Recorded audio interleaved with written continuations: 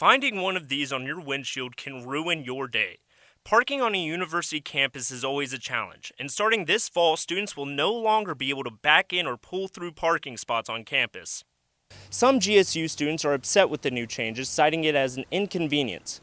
One student went as far to start an online petition, which now has over 500 signatures, while the Twitter account Only at Southern has started an on-campus protest encouraging students to back in parking spots. For some students, the larger the vehicle, the harder it is to park it in a narrow spot. The new ordinance makes it even tougher.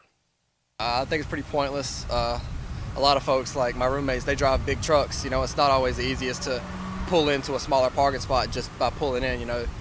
Both my roommates back into their parking spots because of the size of their truck, so it's not always convenient for them to pull in.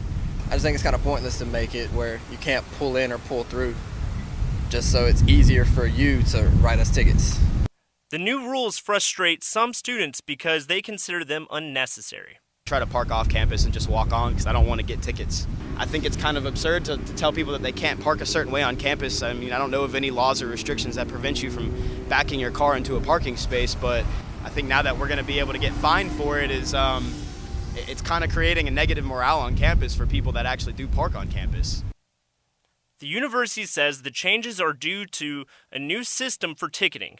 The lot management system is meant to streamline ticketing as well as process the registering for parking on campus. GSU will use patrol cars equipped with cameras to patrol the lots and look for unregistered cars. The university says the new system was not created to increase funds because of the violations. Believe it or not, we're actually not after your money. We're not. I know people think that, but we're not.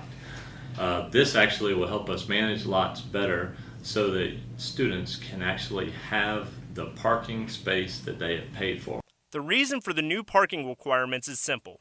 The parking police need to see your license plate. We're no longer going to have patrollers walking through the lots trying to figure out who's parked legally and who's parked illegally.